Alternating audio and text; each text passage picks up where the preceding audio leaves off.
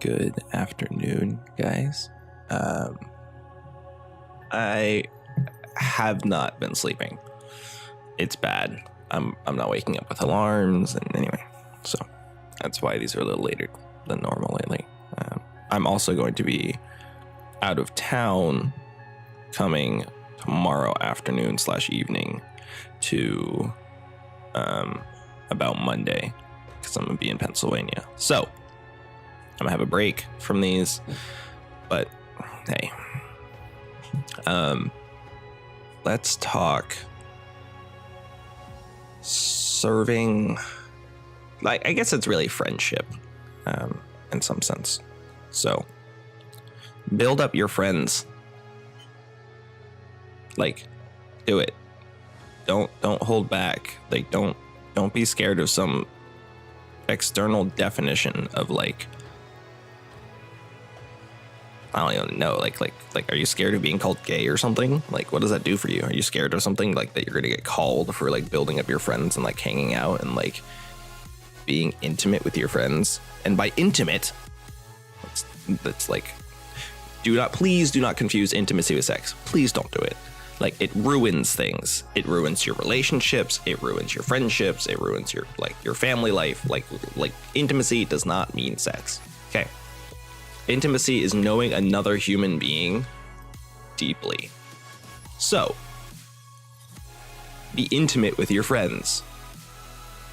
Like, I want you to know when they're feeling down, and I want you to be able to speak to that and build them up. I want you to be able to speak to when they're angry and give them assurance and comfort and, like, cool that person down as a friend. Now, if they're righteously angry, you can, like, of course, be angry with them. Like, it's not like I'm not saying don't be angry and don't allow them to be angry, right? But make sure that that anger doesn't completely take over who they are.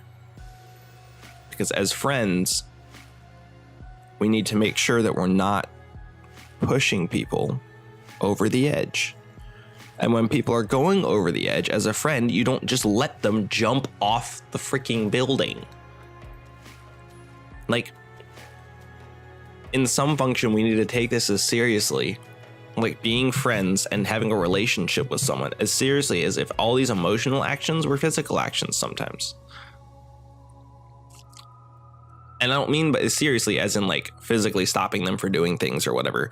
I'm talking about in relation to as serious for their actual health. You know? You wouldn't let your best friend just jump off the top of a building with nothing to catch them, you know? So why do you let them do it emotionally? You know? Same concept, just a little bit different application. And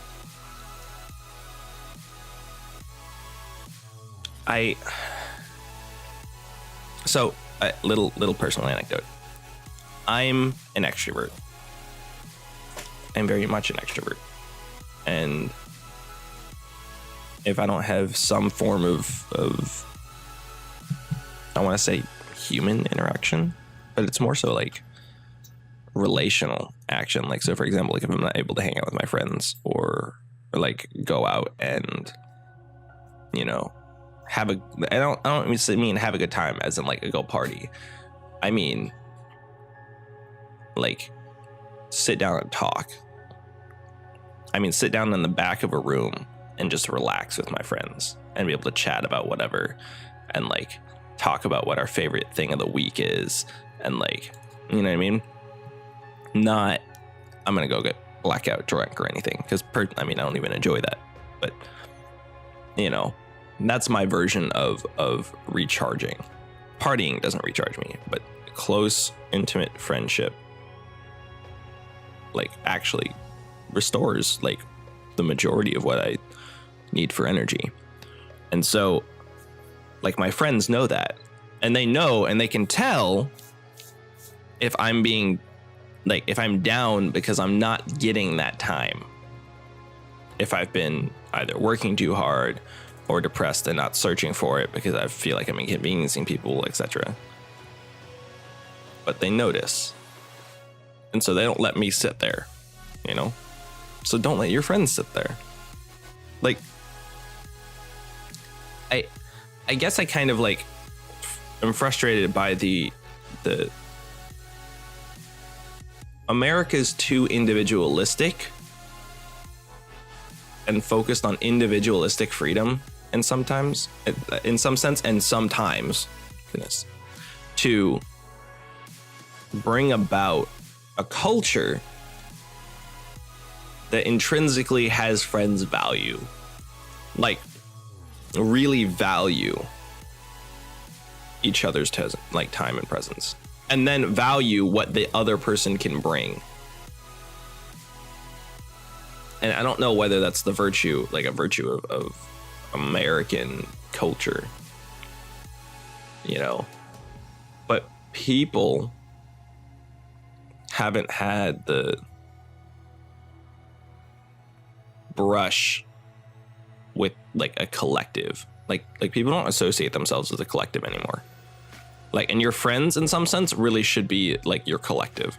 Like your friends and family. Now I'm gonna say friends and family. Like if you have a bad family environment, please like get out of it and like, you know, don't let yourself be beaten and emotionally abused by family. Don't. That's not what I'm talking about. But I'm talking about letting yourself be fully invested in the community that friendship fosters, as opposed to just seeing yourself as an individual, because in reality you are a collection of everything everybody's invested in you, and you need to continue that investment into other people to make everything better, not to make it worse. So don't be scared of like intimacy with your friends.